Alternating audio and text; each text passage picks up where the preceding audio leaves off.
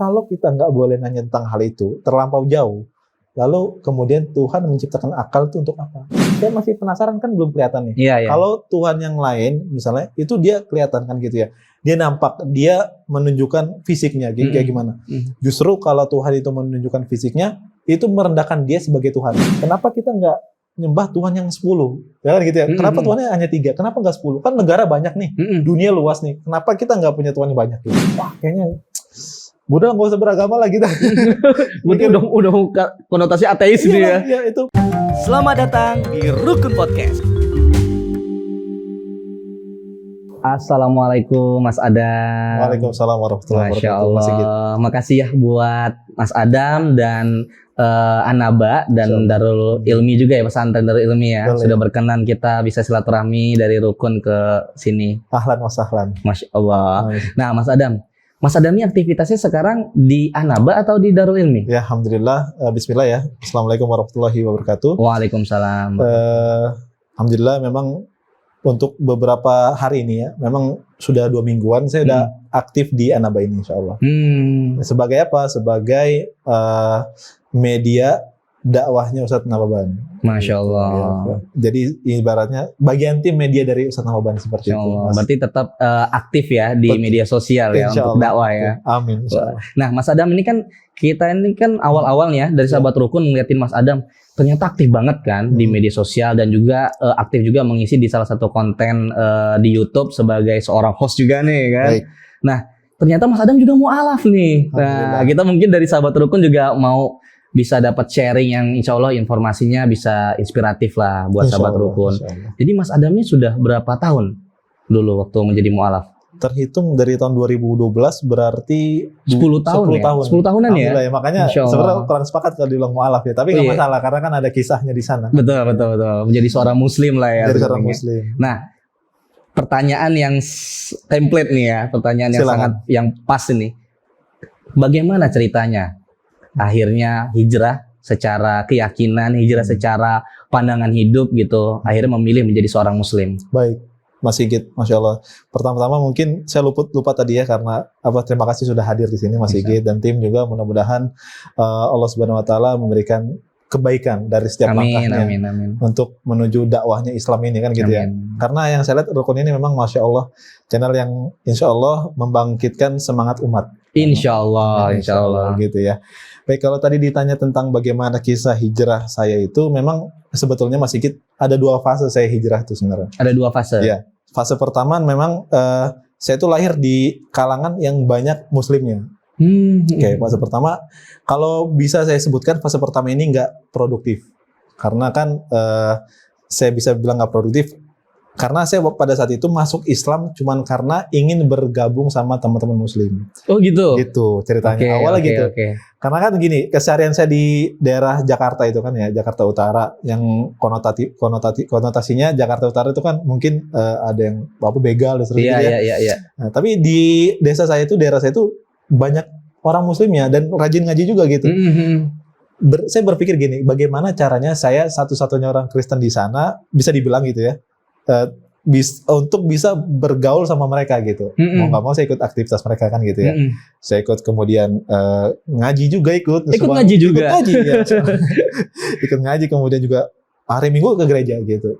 Hari Minggu ke gereja terus kemudian dari Senin sampai Jumat dari Senin sampai Jumat itu saya ngaji. Sabtu Minggu saya libur. Liburnya kemana? Ke gereja kayak gitu. Bahkan sampai ada isu si David. Nah, nama ini perlu diketahui juga, nama saya kan David ya. Nama dulu ya David ya. Nama dulu David. Si David itu agamanya nggak jelas gitu. Kadang ngaji, kadang ke gereja gitu kan. Itu sebenarnya saya nggak ada niatan untuk mau masuk agama Islam sebenarnya. Karena kan saya pengen bergaul aja. Iya. Jadi Mas Adam itu ikut ngaji itu bukan karena tertarik, tapi memang lebih menghargai teman-teman yang mayoritas teman Mas Adam itu muslim. Betul sekali, ya. Ini kan gitu ya. Saya kan punya pandangan, ya kalau saya nggak ikut aktivitas mereka, saya nggak bisa nongkrong dong. Iya. Nah, akhirnya ikut ngaji, tapi mungkin ini nggak tahu ya, apa Allah ngasih apa hidayah dan seterusnya. Tapi alhamdulillah saya itu diantara murid yang kemudian bisa menghafal satu surat yang termasuk cepat gitu. Oh gitu. Ya, jadi saya punya guru namanya waktu itu Ustadznya namanya Ustadz Suripto. Nah, waktu itu dia pernah ngetes ke anak-anak kan gitu ya yang ngaji itu. Dia bilang siapa yang hafal surat Al-Humazah dia boleh pulang. Alhamdulillah. Jadi dari situ kita menghafal tuh kan rame-rame. Dan alhamdulillah yang pulang duluan saya. Masya Allah, keren. Karena saya sering dengar juga imam tuh kalau bacaan sholat imam itu sering bawa surat itu. Sholat juga berarti? Sholat belum. Oh, sholat belum waktu itu. Baru ikut-ikutan aja kan. Iya. Akhirnya ya saya mungkin hikmahnya gini ya. Ya ternyata Al-Quran itu gampang untuk dibaca gitu. Bagi saya yang mungkin pada saat itu baru mengenal Al-Quran kan gitu ya. Baru hanya mendengar, kemudian juga ditalaki sama Ustadz itu. Tapi mudah gitu. Alhamdulillah, ya itu hikmahnya gitu, aneh gitu ya. Saya belum yakin sama Islam, tapi sudah Allah kasih kemudahan untuk baca Al-Quran. Baca Al-Quran, gitu. Dan hafal lagi ya. Hafal lagi gitu. Masya Allah. Walaupun emang gak benar secara makro. Iya. Gitu ya. Itu teknis juga lah. Gitu kan. Yang penting kan sudah mulai ada pemicunya ya. Iya. Tapi tadi yang Mas Adam bilang, artinya hari Senin sampai Jumat mengaji, Sabtu Minggu ke gereja itu. Iya, nah betul. Itu bagaimana? Ada pola perubahan keyakinan atau justru biasa aja, santai aja, atau tetap memang mulai membandingkan itu seperti apa? Oke, justru kenapa saya begitu karena karakter keluarga saya itu enggak yang begitu aktif sama agamanya. Nah, kalau dulu kan agama keluarga saya dan saya pun Kristen kan gitu ya. Kita nggak yang terlalu gimana-gimana sama agama Kristen gitu kan. Nggak yang taat juga, nggak yang ini. Tapi kalau aktivitas secara umum ikut seperti sekolah minggu dan kemudian Natal dan seterusnya itu kita ikut gitu ya. Maka ketika ibu saya ngeliat kayak begitu ya mungkin biasa aja kali ya. Nggak yang seperti apa.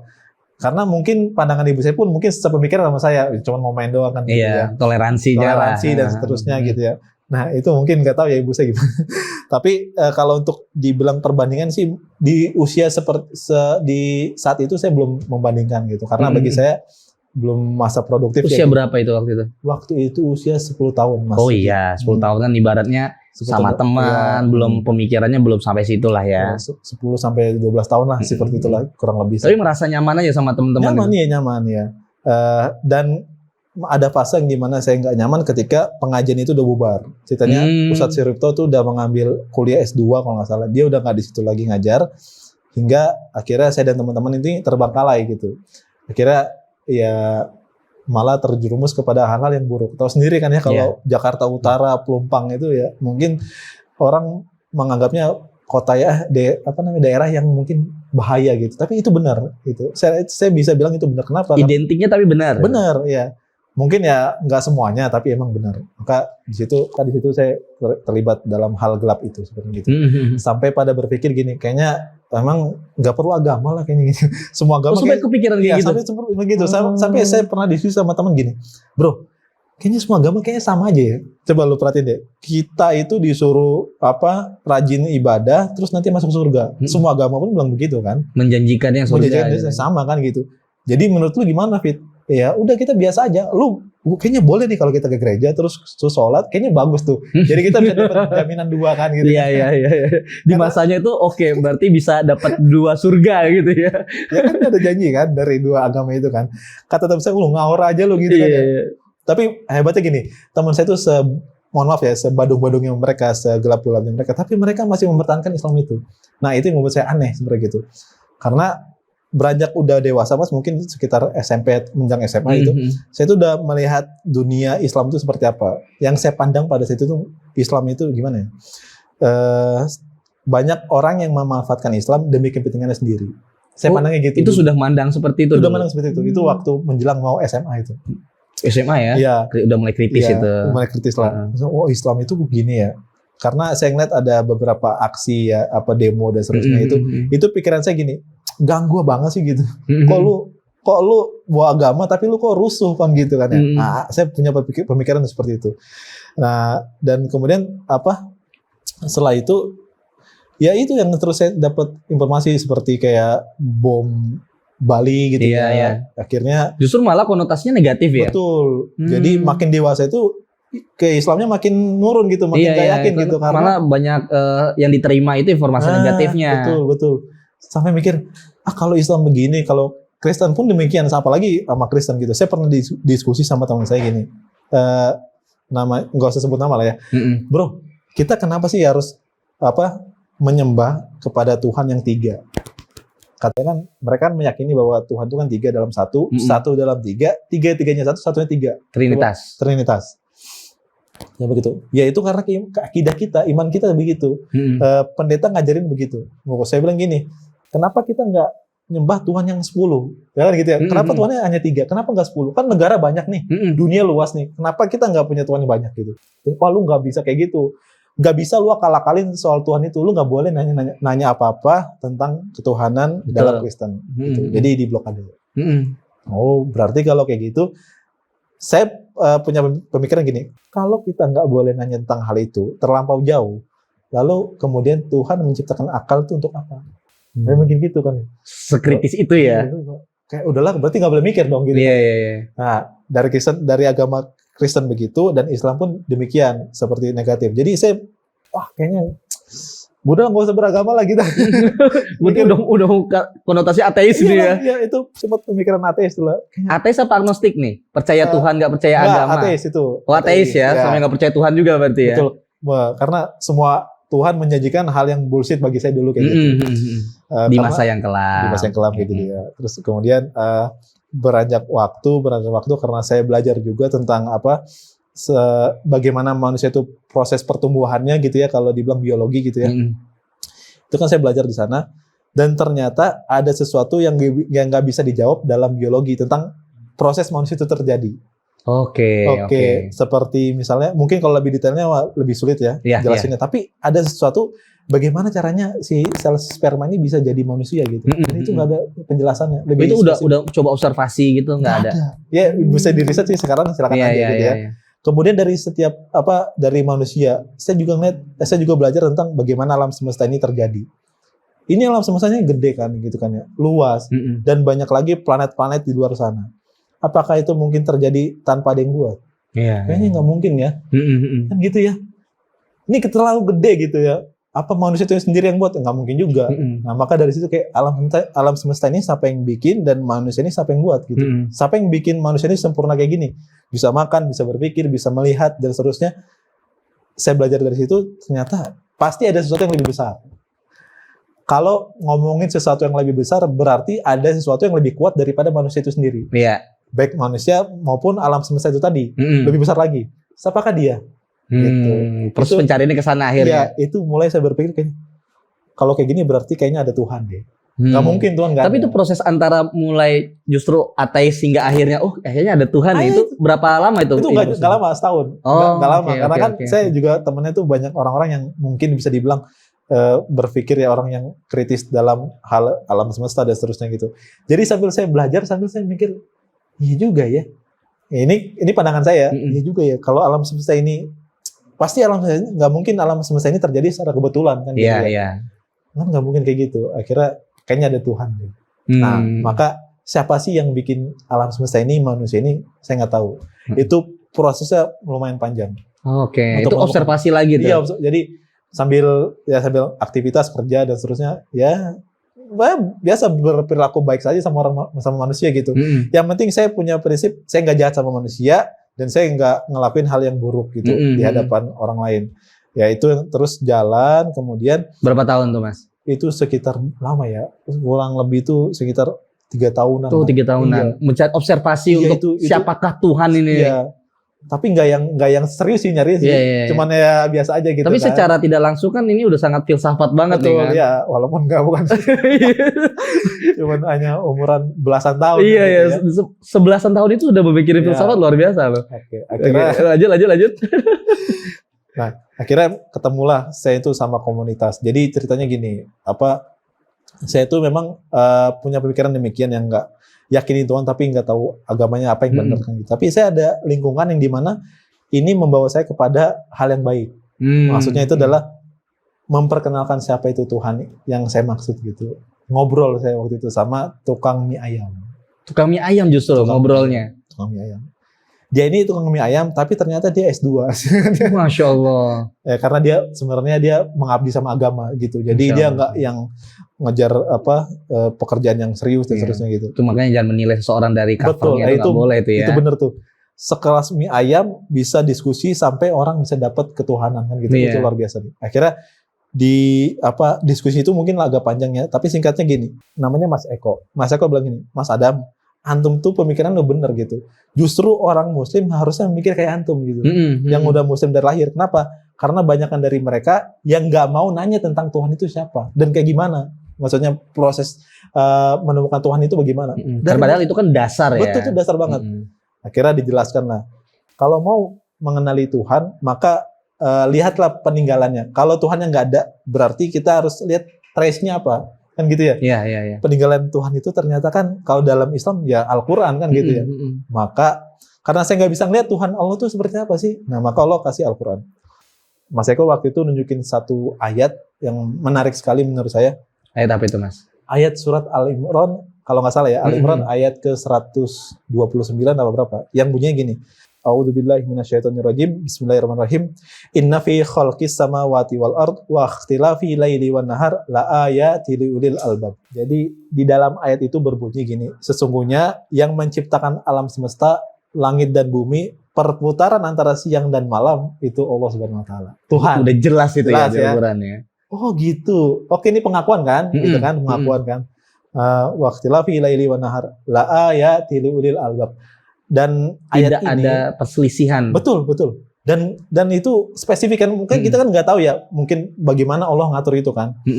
Dan ayat selanjutnya Allah bilang la ayati liulil albab. Ini ayat untuk orang yang mau berpikir. Oh, berarti kata Mas Eko, antum tuh tepat nanya gitu tentang alam semesta, tentang antum manusia itu terjadi. Nah, kalau manusia ada lagi ayatnya. Allah juga menjelaskan tentang penciptaan manusia itu di dalam Al-Quran juga Allah jelaskan. Dalam surat Al-Mu'minun misalnya, Allah bilang manusia itu dari segumpal darah. Proses perbuatannya kan gitu ya. Betul. Dan itu make sense sama biologi gitu Pak. Jadi gimana ya? Oh, ternyata ada loh yang menciptakan gitu kan, baik langit ataupun manusia. Terus saya bilang ke Mas Eko, apa benar nih ini yang mengatakan Allah? Benar, ini yang mengatakan Allah. Kata gitu. Dalam ayat ini nggak ada sedikit pun yang bohong dan ragu.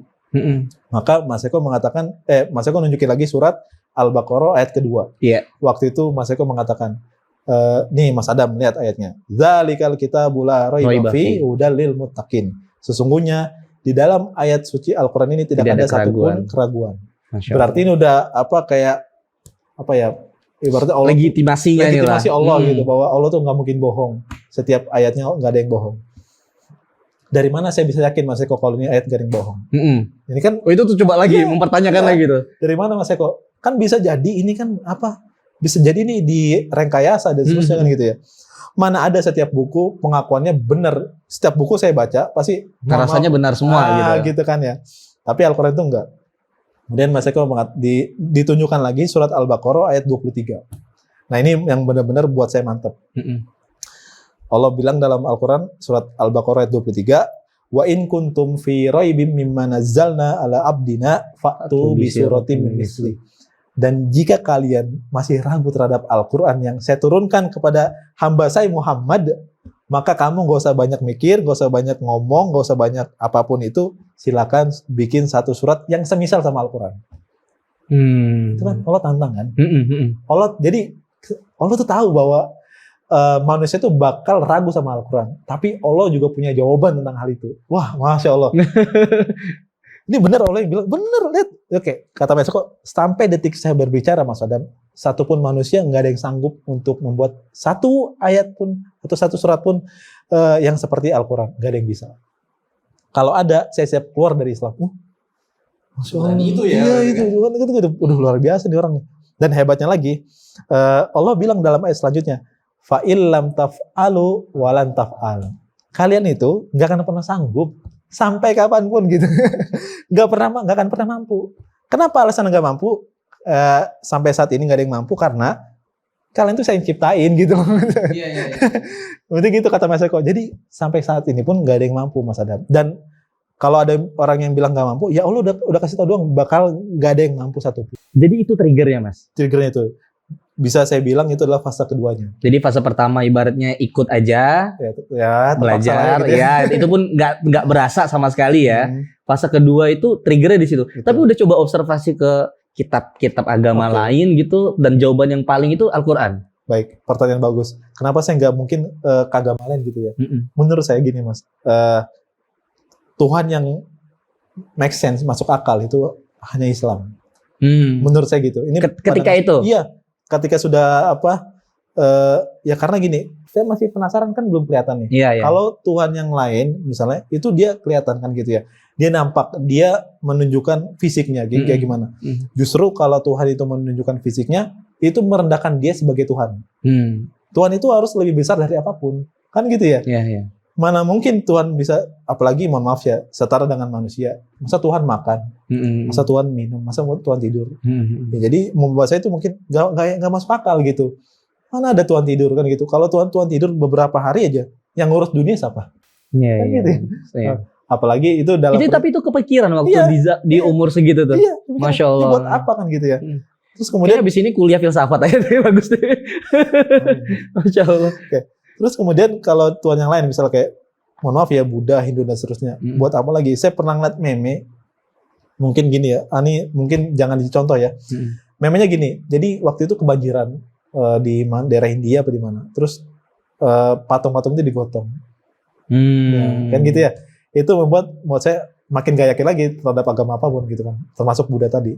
Tuhannya kok digotong manusia kan gitu ya. Nah itu buat saya semua agama memang gini, ajarannya baik, tapi belum tentu memuaskan akal dan benar. Gitu. Artinya ketika pertanyaan itu ngobrol sama Mas Eko tadi, lebih mantap lagi. Gitu. lebih mantapnya di situ. Karena semua terjawab di situ. Terjawab dalam Al-Quran. Masya Allah. Nah, dan ketika itu langsung syahadat enggak? Kan sebenarnya udah sadat kan waktu di fase pertama itu udah sadat. Oh, tapi iya. bisa dibilang saya sadat lagi. Sadat kedua lagi. Karena kenapa? Itu lebih janji saya untuk memegang Islam ini gitu. Teguhnya ya. Teguhnya di situ. Lagi. Dan ada satu lagi ayat yang saya pelajari setelah diskusi itu, ternyata satu-satunya Tuhan yang memperkenalkan dirinya sebagai Tuhan dan memerintahkan seluruh makhluknya untuk sujud kepada Tuhan itu hanya Islam, hanya Allah Subhanahu wa taala. Dalam agama apapun nggak pernah Tuhan itu mengklaim bahwa dirinya adalah Tuhan dan sembahlah saya, nggak pernah. Hanya Allah Subhanahu wa taala. Saya bisa katakan begini karena saya belajar dari Al-Qur'an surat Toha ayat 20. Allah bilang, A'udzubillahi minasyaitonirrajim, innani anallah, la ilaha illa ana fa'budni wa aqimus sholata li dzikri. Kata Allah, innani anallah, dan sesungguhnya saya ini adalah Allah. La ilaha illa ana, tiada Tuhan yang layak disembah kecuali saya, kata Allah. Fa'budni, maka sujudlah kamu kepada saya. Masya Allah, itu udah clear banget lah itu ya. Gak ada satu Tuhan kayak gitu. Boleh cek di agama apapun, gak ada satupun Tuhan yang mengklaim dirinya di Tuhan terus suruh sujud. Gak ada. Kan kalau sujud kan itu menandakan bahwa manusia itu rendah kan gitu. Iya, iya, iya. Maka tadi yang mungkin manusia itu bisa berpikir jauh tentang Tuhan, ketika dia sudah menemui Islam, sujud sama Allah. Akal kamu gak ada apa-apanya. Iya. Rendahkan kepala kamu itu. Bahkan lebih rendah daripada bokong kita sendiri, mohon maaf. Iya, iya, betul. Itu kenapa juga kepala itu sangat riskan ya. Karena ada batasan gitu kan. Iya. Masya Allah.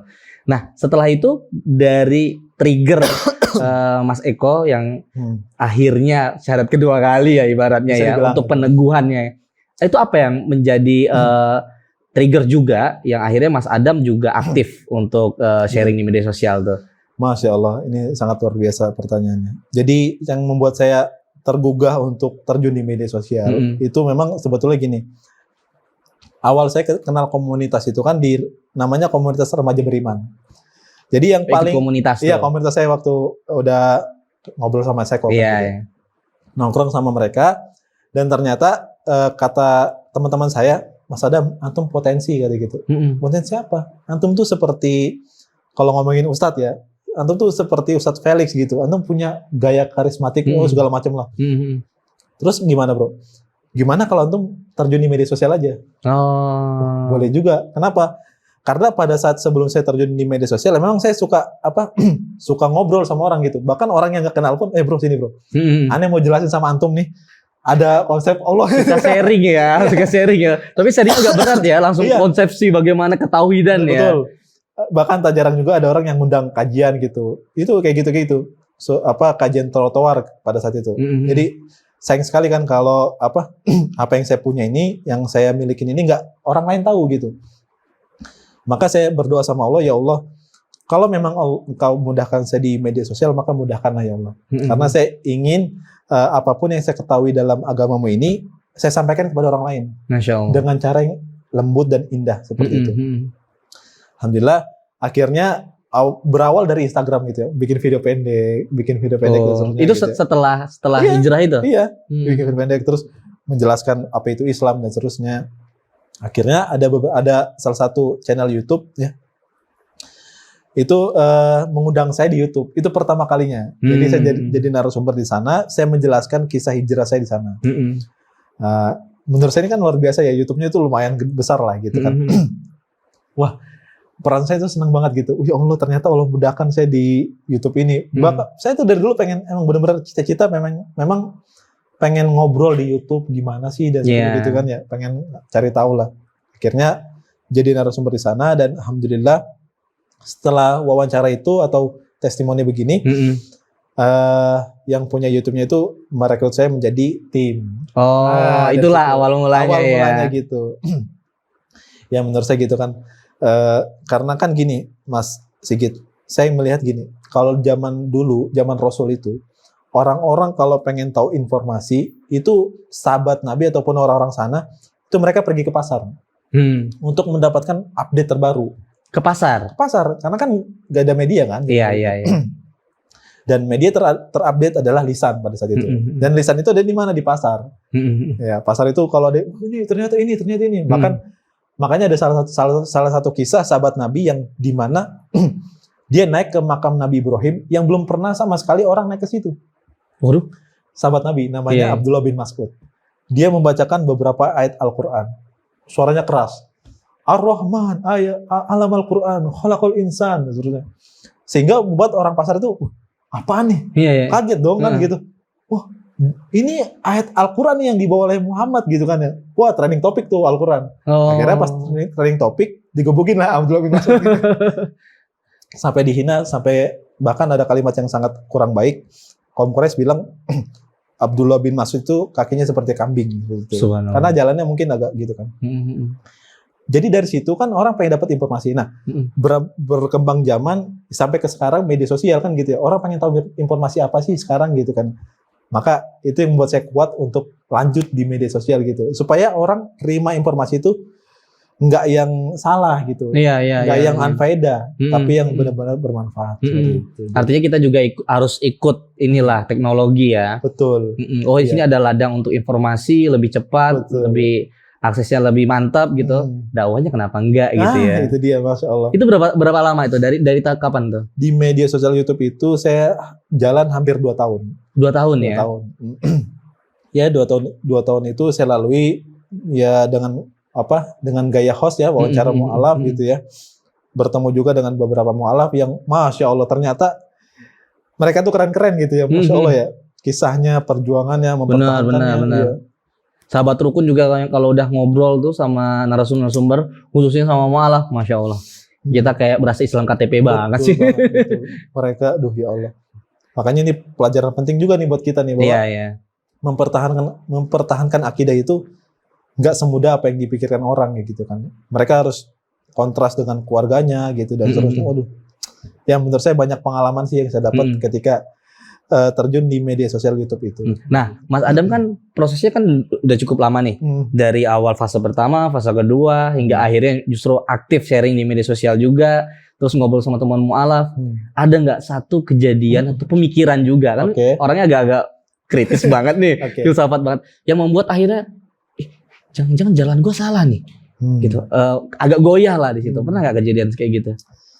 Ya, alhamdulillahnya gini, karena saya tuh saya tuh punya patokan, Mas Sigit. Jadi saya juga punya guru tetap gitu ya. Ya memang kalau soal ragu, alhamdulillah nggak ada ya. Karena kan gini, menurut saya tuh mungkin circle saya tuh sudah cukup lah gitu, sudah cukup bagus. Yang penting bagi saya gini, yang penting Islam itu apapun yang disampaikan oleh siapapun mereka gitu ya, ustadz, ulama dan seterusnya, itu mereka sesuai dengan Al-Quran dan Sunnah. Dan sesuai juga dengan apa yang Rasul mau. Gitu. Artinya serap dari ustadz manapun gitu kan, kontennya selama itu berdasarkan Al-Quran dan hadis. Betul, iya. Ya harus sesuai dengan gitu. Dan juga perjalanan dia hidup itu harus sesuai dengan apa yang Rasul mau gitu. Karena banyak orang yang memahami Al-Quran tapi jalan hidupnya itu nggak sesuai dengan Rasul. Banyak kayak gitu. Ada oknum lah beberapa. Contohnya di mana? Contohnya ada orang mengatakan dia Muslim tapi dia seperti alergi dengan syariatnya. Kan ini nggak nyambung kan ya gitu ya. Ada dia ini Muslim terus dia ngaku beriman sama Allah dan Rasulnya. Tapi ketika dia diwajibkan untuk bersyariat dalam taatan kepada Allah, milih-milih gitu. Kayaknya kalau sholat ntar aja gitu. Gitu.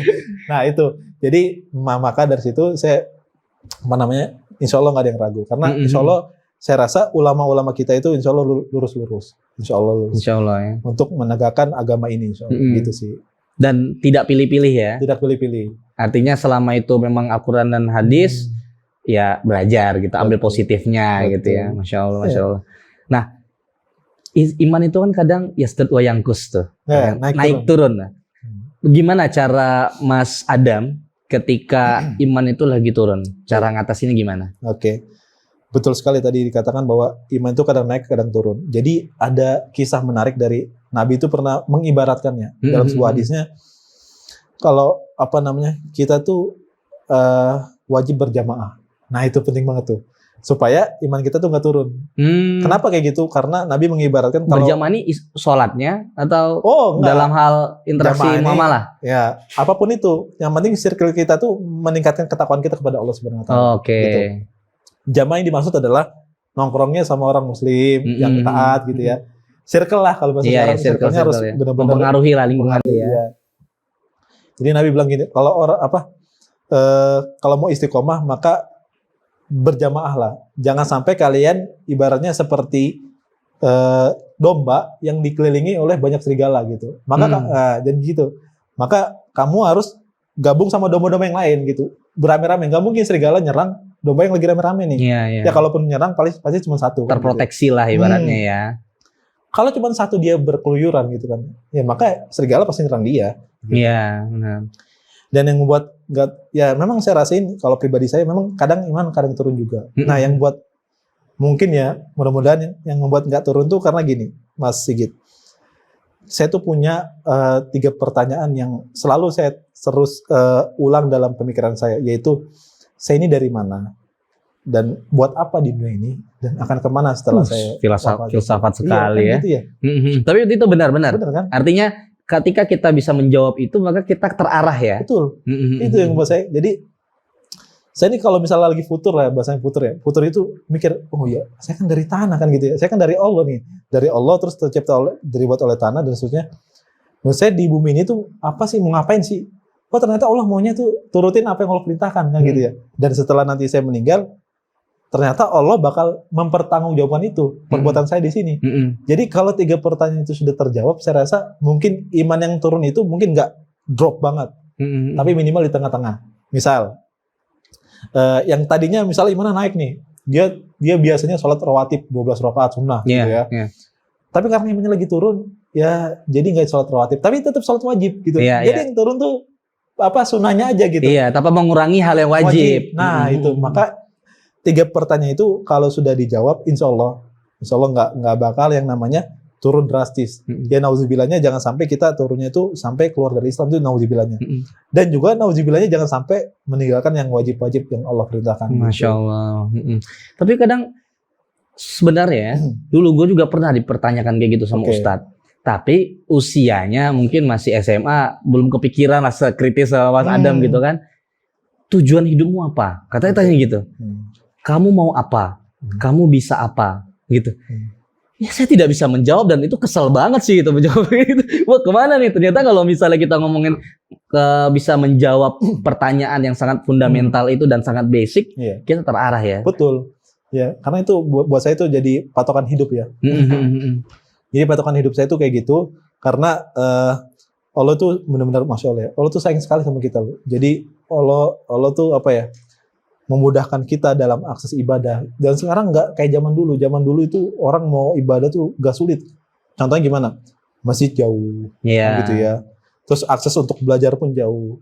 Bahkan saya membaca sejarah di zaman ulama itu orang kalau mau belajar ke ulama itu jalan kaki dan seterusnya. Sekarang kita mudah banget gitu loh. Maksudnya Allah tuh mudahkan kita untuk apapun itu. Tempat ibadah dekat ya, Tempat ibadah banyak. dekat, kajian online bisa. Saya rasa kalau untuk iman turun kayaknya nggak nyambung di zaman ini kayak gitu menurut saya. Paling oke, kalau soal fitnah akhir zaman ya oke. Tapi kan kita bisa entaskan itu dengan apa? Dengan kita tadi fokus terhadap tujuan hidup tadi.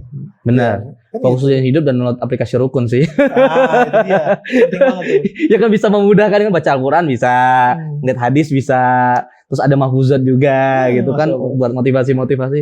Iklan dikit lah. Sambil lihat aplikasi nonton YouTube-nya kan. Nonton YouTube-nya, Masya Allah. Masya Allah kan gitu.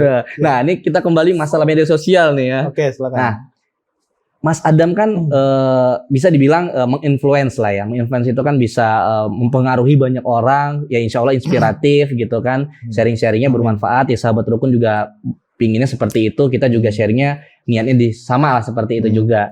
Nah, menurut Mas Adam, bagaimana kita untuk belajar di medsos? Bagaimana cara untuk kita sebagai mungkin orang yang mau mu'alaf atau mu'alaf pemula atau anak-anak muda ini kan sama HP itu kan getol banget nih. Nah, tapi biar bisa akses dakwahnya itu tepat itu bagaimana? Oke.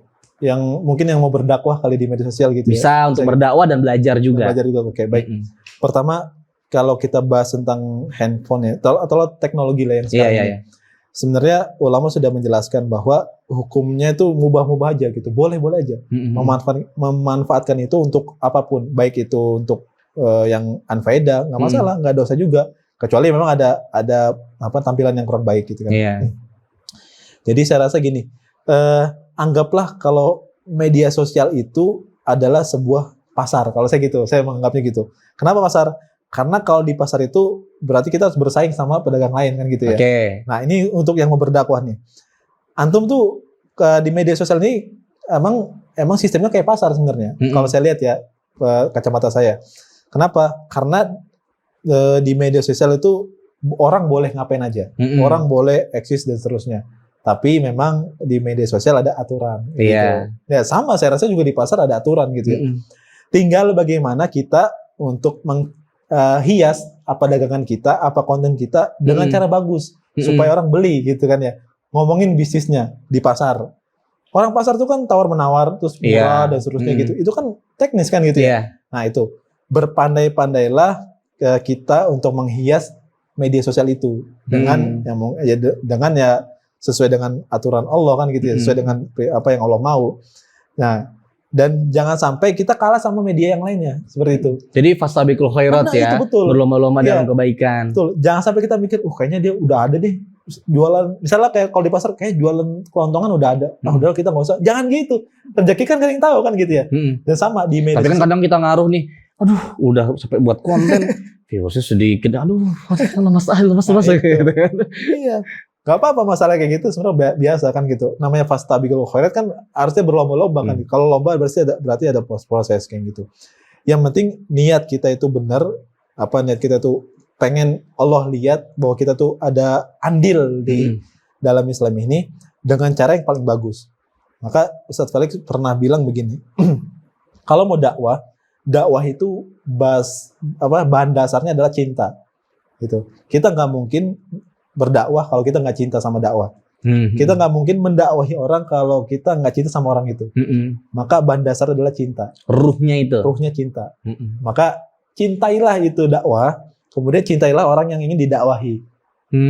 Dan cintailah juga orang yang mendakwahi gitu. Jadi cinta bahan bakarnya. Kalau udah cinta biasanya itu bagus-bagus yang di keluarkan kan gitu. Mas Sigit cinta sama istri. Wah, Masya Allah misalnya. Cinta banget insya Allah. Ya Allah, sayang, saya cinta sekali sama kamu. Mas, apa buktinya Mas? Nih, saya beliin kamu coklat misalnya. Gitu kan. Biasanya itu indah-indah kan. Nah, kalau dakwah udah punya bahan dasar itu. Kalau kita pengen berdakwah, bahan dasar cinta insya Allah bagus hasilnya. Tapi kalau kita bahan dasarnya dakwahnya itu bukan cinta, biasanya sering kadang biasa aja gitu, karena nggak ada ruhnya tadi. Betul. Maka cinta itulah harusnya jadi bahan dasar untuk dakwah. Supaya kita kalau ngelempar ke orang tuh enak gitu, maksudnya gitu. Benar-benar karena kita cinta sama dakwah ini dan juga kita juga cinta sama dia yang pengen kita dakwahi. Gitu sih. Nah, kalau untuk yang belajar Islam tapi ini digital nih. Biasa kita kan generasi digital nih. Bagus. Jadi kalau untuk pengen belajar Islam lewat media sosial sebenarnya gini. Lagi-lagi Ustaz Felix ya, karena kan saya memang dapat nasihat banyak dari beliau. Ustaz Felix pernah bilang gini. Referensi itu sangat penting sekali bagi manusia, terkhusus orang beriman. Maka kalau referensi itu bagus, maka output pun akan bagus. Maka banyak-banyaklah mendapatkan referensi yang bagus dari media sosial. Dan kalau ada trigger-trigger yang kiranya membuat kita kepada hal negatif, itu sebaiknya dibuang, di-unfollow saja. Akun-akun yang kemudian membawa kita kepada maksiat misalnya. Akun-akun apalah gitu yang membuat kita lalai terhadap agama, saya rasa ini emang harus difilter ya? Difilter ya. Gitu. Jadi memang kita harus input itu harus terus positif. Iya. Ya. Jadi kalau ibaratnya gini Mas Sigit, manusia itu kayak teko. Teko itu, ini taruhlah teko ya. Kalau kita isi air kopi, yang keluar kira-kira apa? Ya kopi dong. Tapi kalau kita isi air putih, yang keluar? Air putih dong. Nah kalau kita campur, keluarnya putih apa? Jadi amburadul kan? Iya. Gitu. Kita campur susu, teh, segala macam. Aduh rasanya. Maka itu referensi. Referensi itu dan input itu begitu. Kalau kata guru saya kayak gitu. Jadi perbanyaklah referensi yang... Tapi terkadang kalau misalnya banyak referensi jadi mumet. Oh ini referensi, jadi yang mana nih? Misalnya ada mungkin ada perbedaan pandangan gitu kan. Oh gitu. Oh itu makanya itu beda lagi sebenarnya. Itu makanya kita harus punya dasar tadi dulu. Ya kan? Dasar tadi 3% tadi. Jadi apapun yang nggak sesuai dengan tujuan hidup kita, kayaknya wah ini kayaknya rusuh nih kok ceramahnya gini ya gitu. Iya. Nah itu mending gua. Nah, tapi tanpa harus mencela gitu. Iya. Memang ada beberapa karakter ulama kita yang beda-beda kan gitu ya. Dan pun pendapat pun beda-beda. Tapi itu bukan hal yang membuat kita berpecah belah seperti itu. Setuju. Gitu ya. Karena kan kita kan kata Allah kan kita kan umat yang terbaik kan gitu. Uswatun hasanah kan gitu, umat yang terbaik. Berarti kalau Allah udah cap kita umat terbaik, berarti kita harus tahu cara menyelesaikan itu bagaimana, kan gitu ya. Maka bagi yang mau belajar, gak usah fokus terhadap apa yang berbeda daripada pendapat ulama, seperti itu. Lebih baik gini, apa yang antum yakini, yang penting itu sesuai dengan Al-Quran dan Hadis, antum jalanin.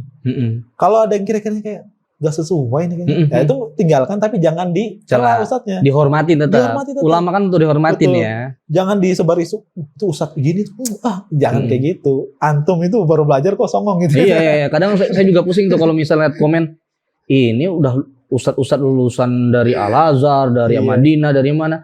Kita yang masih cetek lebih sotoy ini masalahnya. Udah mau mentazir kan. Iya, benar-benar. Itu jangan sampai kayak gitu. Maka dalam menuntut ilmu pun ada adab namanya, Mas Sigit. Jadi adab itu lebih tinggi dari ilmu. Menurut saya kayak gitu. Jadi dahulukanlah kalau pengen nyari ilmu tuh adab dulu.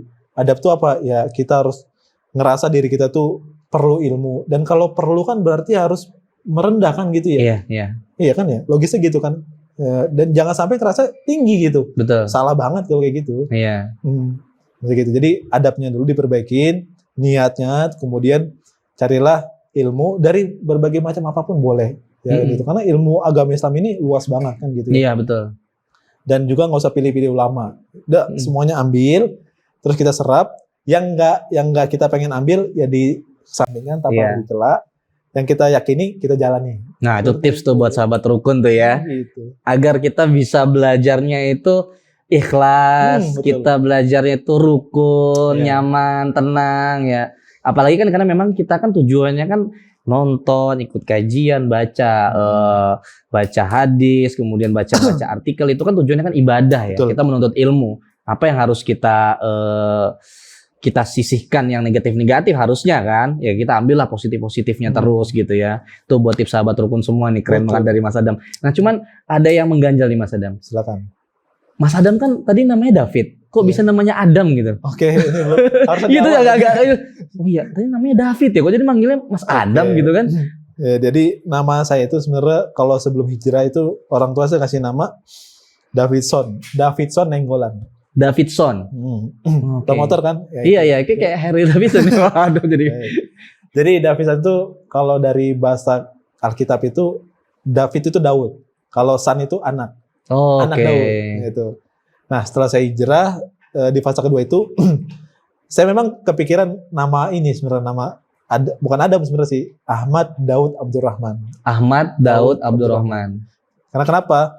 Karena saya baca sejarah bahwa Allah tuh suka nama yang depannya Ahmad gitu ya. Karena saya kagum sama Rasulullah kan gitu. Kemudian Daud ini untuk penghormatan saya untuk keluarga saya. Karena sama kayak David sama, ya tadi ya. Kan dia kan son of Daud kan. Kalau Abdurrahman, saya pengen jadi kayak sahabat Nabi Abdurrahman bin Auf.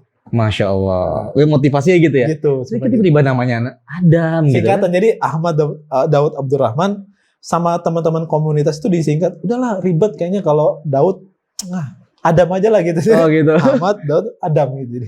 Nggak nyambung sebenarnya itu. Tapi mungkin karena yang tadi Mas Adam cerita kan ada filosofinya ya Adam itu ya. Iya. Ya, jadi singkatan aja sebenarnya sih. Singkatan yang mungkin gak make sense. Oh, tapi, singkatan dari ya. Ahmad Daud Abdurrahman tadi. Ya, terus memang di komunitas itu juga saya yang pertama kali mualaf di sana. Jadi kayak orang yang pertama ya. Itulah kenapa makanya inspirasi dari Nabi Adam. Betul. Nabi Adam kan orang pertama. Nah, antum ini orang pertama yang hijrah nih masuk Islam. Mudah-mudahan ada Adam lagi selanjutnya gitu. Masya Allah. Gitu. Nah ini baru nyambung nih. Nah, iya. Manggilnya tadi salah kali ya Mas Adam bagaimana kan gitu ya. Nah Mas Adam, tadi kan udah dapat nih tips nih kan kita buat yang mau berdakwah di medsos, mau belajar juga di medsos untuk pemula. Nah boleh dong kasih sahabat rukun termasuk saya juga nih tips bagaimana ketika kita mulai goyah dalam tanda kutip secara tauhid nih. Mencari ketuhanan nih. Nah artinya kan ini mewakili teman-teman yang mualaf untuk menekan, memperkuat gitu kan akidahnya buat teman-teman muslim juga dan teman-teman yang mungkin masih agnostik percaya sama Tuhan tapi nggak percaya sama agama bahkan sampai tidak percaya Tuhan dan agama sama sekali gitu ya. Oke. Jadi buat teman-teman rukun ya Mas Igi dan tim mungkin tipsnya gini. Kita tuh nggak tahu kapan Allah panggil kita kan kita nggak tahu ya. Ajal itu pasti datang kan gitu ya. Dan ajal itu prerogatif Allah. Tapi bagaimana kita pengen mati dalam keadaan apa itu pilihan kita. Jadi saya sering mengibaratkan gini. Ada orang kecelakaan gitu ya. Ada orang meninggal, Ada orang meninggal. Meninggalnya ini takdir Allah. Tapi dalam keadaan apa dia meninggal ini bisa kita pilih sebenarnya. Oke. Iya. Jadi kematian itu sudah ditentukan, sudah ditakdirkan sama Allah, tapi cara kita cara kita ibaratnya pengen mati dalam keadaan apa itu kita bisa milih sebenarnya. Niat kita pengen mati dalam keadaan husnul khotimah misalnya. Insya Allah. Maka jalan yang kita jalani harusnya sesuai dengan husnul khotimah tadi kan gitu ya. Jadi jangan sampai di akhir hayat kita itu meninggal dalam sesuatu hal yang nggak kita inginkan. Gitu. Karena lagi-lagi tadi semua perjalanan hidup itu Allah hisab. Allah pertanggungjawabkan bagaimana perbuatan manusia itu. Kata Allah, "Iqra kitabak." Gitu kalau gitu. Bacalah kitab kamu. Nanti dia yaumil kiamat tuh Allah akan buka tuh kitab kita tuh. Nih, Mas Adam nih ngapain aja nih? Oh ternyata di dalam buku catatan saya itu banyak sekali hal-hal yang gak bermanfaat gitu. Ya Allah, yang harusnya kita bisa pilih pada saat itu kan gitu ya.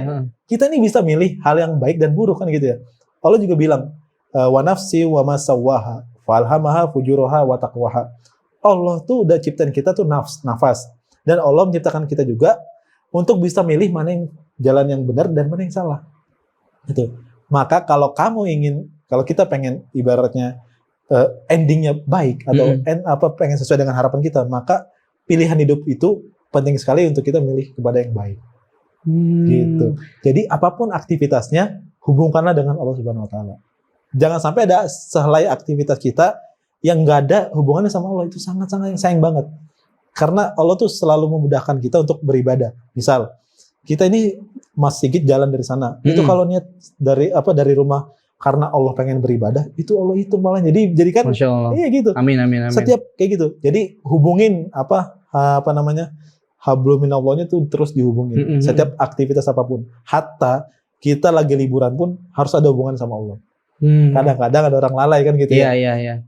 Dia liburan, dia pergi kemana-mana, tapi udahlah nanti sholatnya nanti aja lah. Nah itu udah keluar dari hablum minallah tadi. Nah, kan kita pengen endingnya enak kan, pengen serius kan gitu. Maka jalannya harus benar juga gitu. Nah, berarti mindset ini berarti ya. Mindset ini harus dibangun. Betul. Secara tauhidnya harus kuat. Betul. Filterisasi, circle, kemudian pola pikir kita harus positif. Betul. Terus yang negatif-negatif singkirkan ya.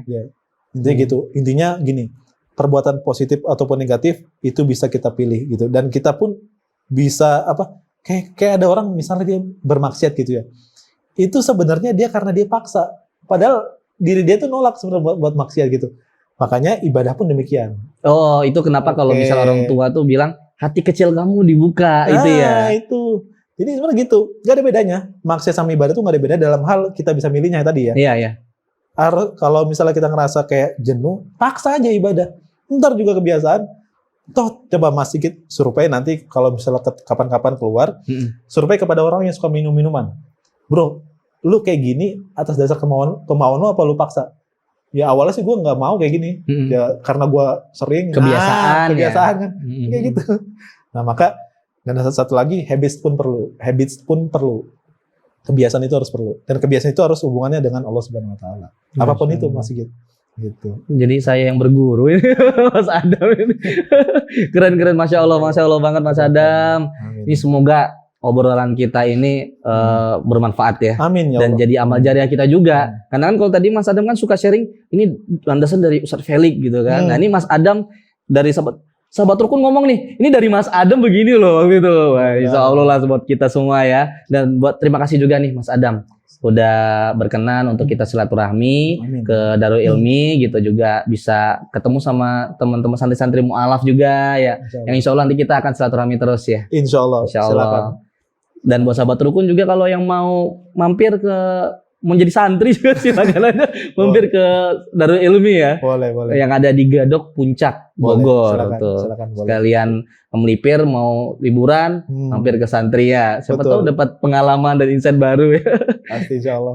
Nah buat sahabat rukun nih, jangan lupa juga kalau konten kita bermanfaat untuk di subscribe tentunya, biar kita juga makin semangat ini Mas Adam untuk sharing-sharing ketemu narasumber, apalagi kalau misalnya di like, komen gitu dan di share juga, dan insya Allah itu menjadi ladang pahala kita lah dalam konteks digital gitu kan. Kita kan selalu berharap apapun yang kita lakukan ini menjadi kebaikan dan menjadi amal ibadah kita. Masya Allah.